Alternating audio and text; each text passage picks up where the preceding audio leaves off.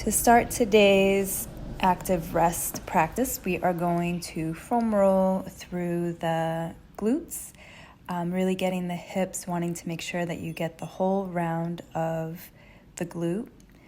And this means you can roll up and down, but then also sort of turning a little bit side to side.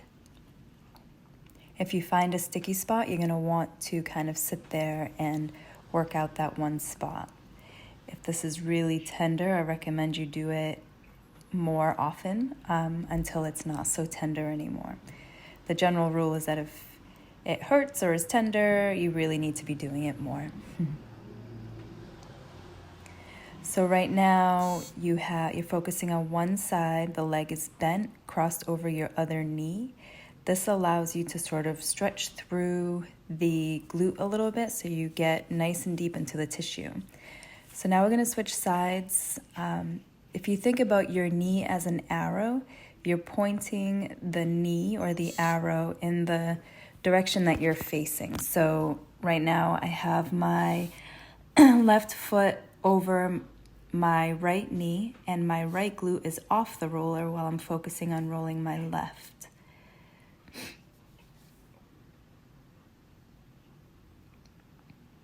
Again, if you find a sticky spot, you're just going to want to focus on that a little bit. And take your time here. Really take your time and get through all the different layers of muscle.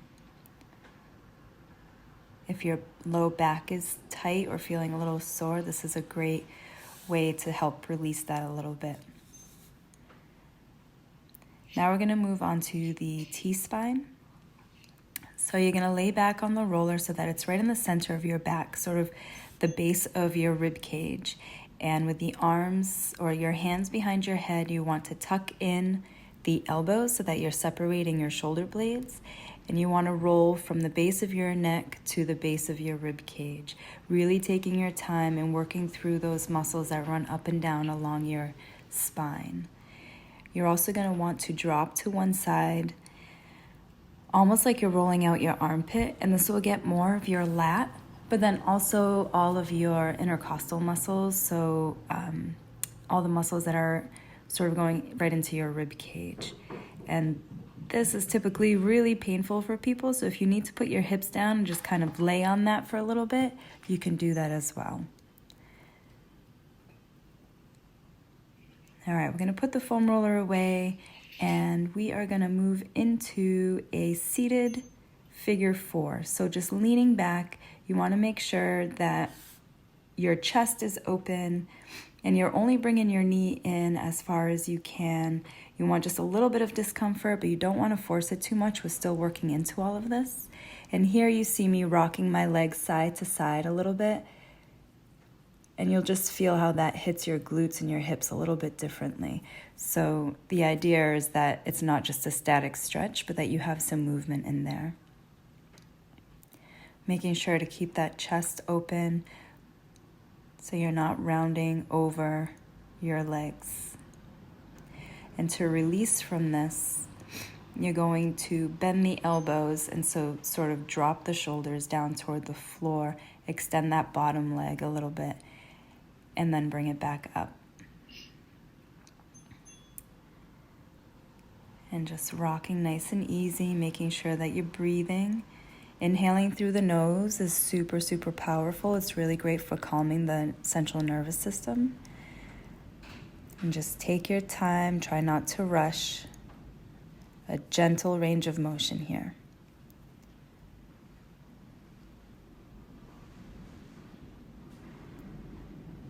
Once you loosen up, you can bring that bottom foot in a little bit and get a little bit more of the stretch and wherever you feel like you might need it.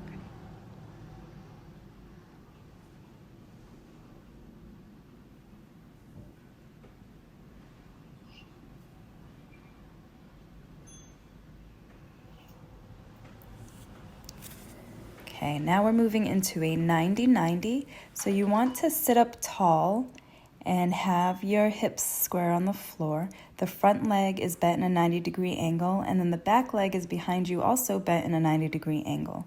When you reach forward, you want your hands should be sort of in line with your knee and your foot.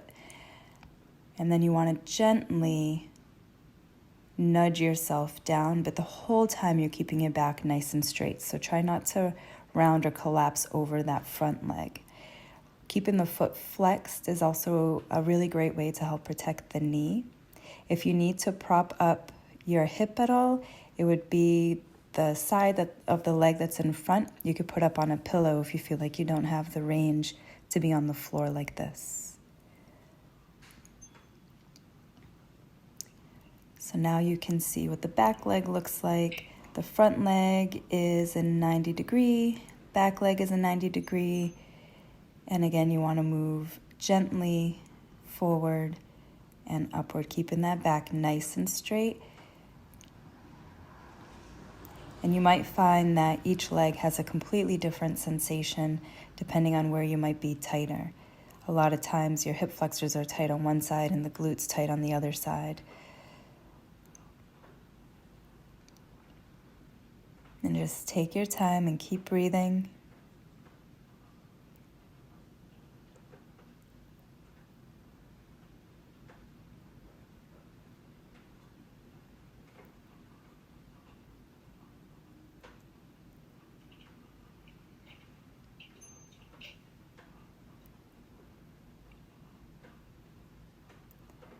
Okay, we're going to shift now to an alternating 90-90. So what you want to focus on here is to keep your feet where they are.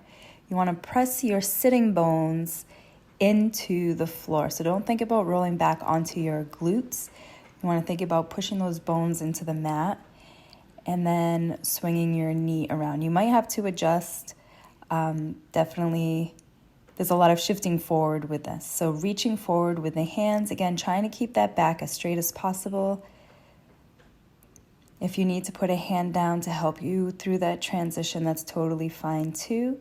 As you gain that range through your hips, this will become more and more doable. Take your time and keep breathing.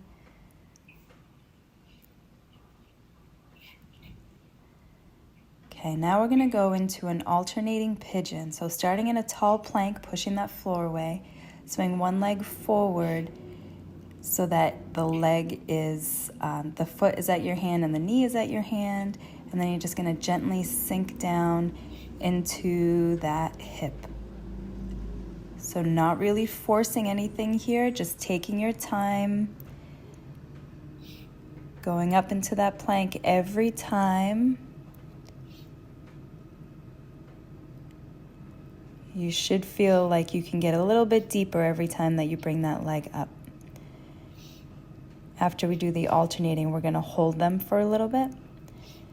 And just keep breathing in through the nose as much as possible. Okay, and now we're going to hold our position. So you want to bring the foot up, flex that foot. You can keep your hands straight, your arms straight, or you can come down. But here I am doing a little bit of thoracic work as well. So reaching one hand over and then dropping the shoulder on the other side. But the whole time my back is straight. So reaching over toward the knee, dropping the shoulder toward the foot. Making sure the back leg, the toes are relaxed down so you're on sort of your toenails. Again, if you need to prop yourself up on a pillow here, please do. But you want to make sure that you're challenging your range of motion as well. And we'll switch sides, so bringing that foot up, that knee right by the hand as best you can. Everybody's range is a little bit different here. Settle into the hip and then shifting the hand toward the knee and the shoulder toward the foot. Hand toward the knee, shoulder toward the foot. So even though I have pretty good range in my hips, you'll notice the big space between my hips and the floor. So we all have our own personal limits here. And just because I have big range in my hips doesn't mean that the pigeon pose is going to be easy. So don't be discouraged and just prop yourself up however you have to.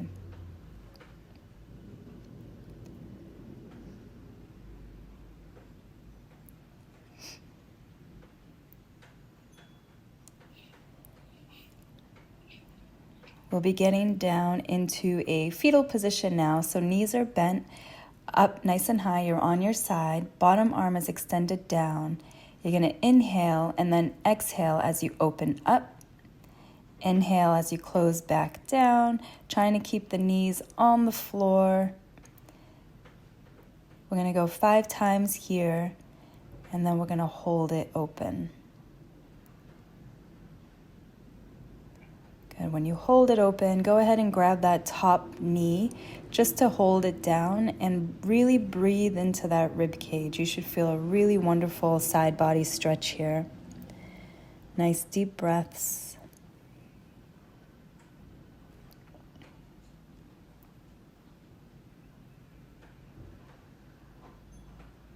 And to come out of it, turn forward or around towards your knees instead of winging your knees around. So now we're switching sides, nice tall fetal position so the knees are high.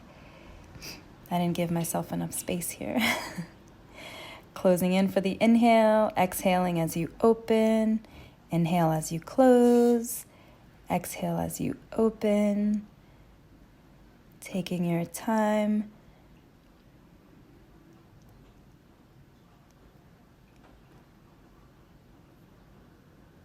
Good, and you're going to hold and grab that top knee just to give you a little more range. Nice deep breaths, really breathing into that rib cage, that side body. You're going to roll back to the side. And now we're going to take a really long stance. So feet are wide, really wide. Toes are facing forward. Okay, so we're going to work on a lateral squat.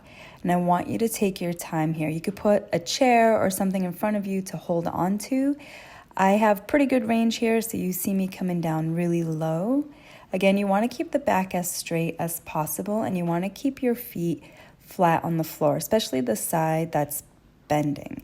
So you want to work on dropping the hip down to the floor, staying right over that leg. Take your time. Nice big inhales and exhales. And prop yourself up however you need to. Just make sure you're not dumping into it, or you're not just kind of hanging back into it. You want to be in control here.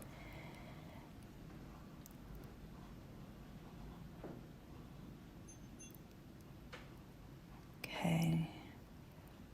We're going to focus on one side at a time now. So using some repetitions to really sink down, focusing on getting down lower every time. You can also turn your foot up. You'll find a different stretch in that extended leg. It'll get a little bit more into the adductors or the inner thighs. So again, take your time here. This is not about repetitions. This is about the time that you take to breathe and really work through that range.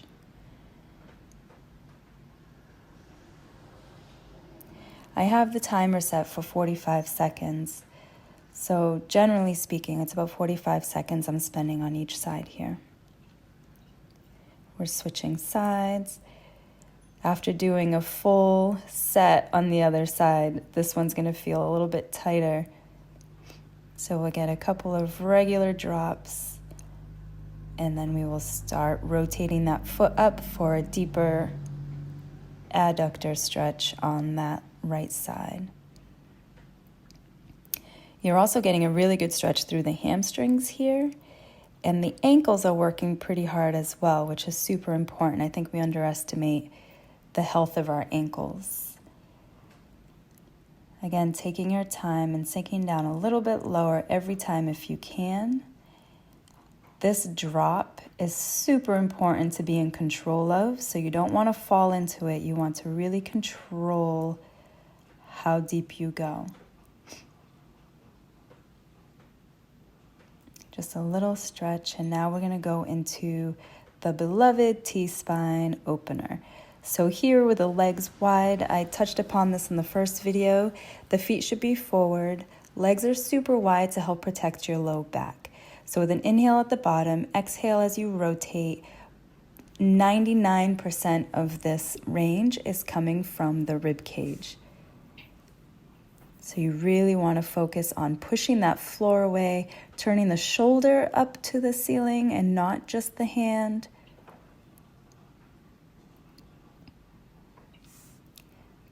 You want to keep your gaze on your hand as you come up, making sure not to just fling that arm back. Moving slow, working through every little inch. All right, we're turning forward into a nice low hip flexor opener. So one foot is forward. You want to keep that knee over your foot. That back foot you can release so you're resting on the top of your foot. I have some slight rotations here. I'm dropping my shoulder down past my knee and then pushing it way up past the knee. So down and then up, keeping that supporting hand sort of in line with your front foot. If this feels like it's too much, please feel free to just hold this hip flexor stretch.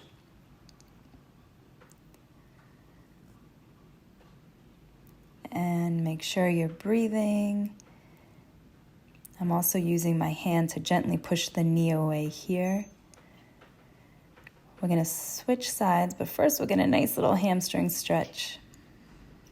Good, dropping that back knee down nice and low. You want as long of a stance as you can handle here. Hand on the knee and dropping the shoulder. Always adjusting as you need. Dropping down, and you'll definitely feel one side different from the other side. You might feel the hip flexor more on the back leg or the front leg. When you're turning upward, you want to think about pushing that floor away again and turning the shoulders and not just winging the arm or the neck. Taking your time.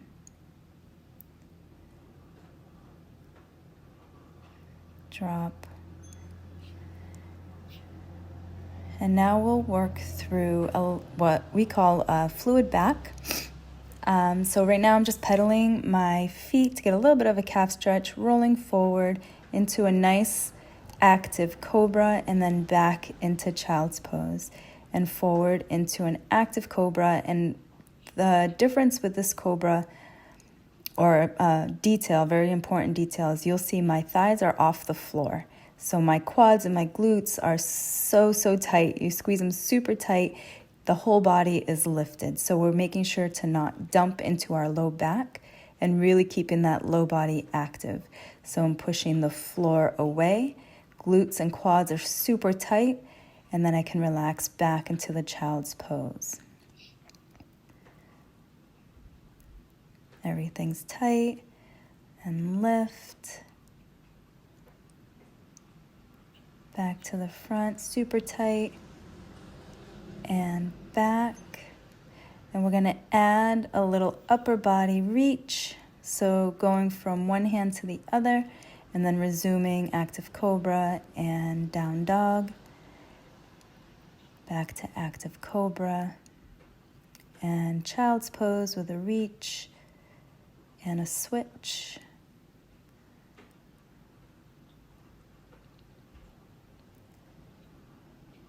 So making sure that every fiber of your body right here is super active. So you're breathing, your core is active, your legs are active, your feet are working hard, your arms are working hard, everything is working really hard.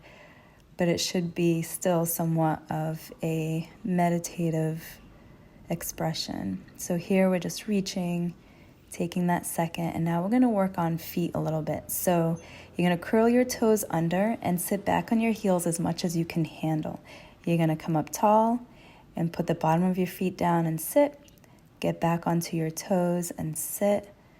Up tall and sit. And please go at your own pace here. For a lot of people, this range of motion in the toes can be very limited. So you don't want to just dump into it. You want to really gently lower yourself as much as you can handle. I also recommend rolling out the feet on either like a tiger tail or a golf ball or a lacrosse ball. Even a tennis ball will do wonders for you.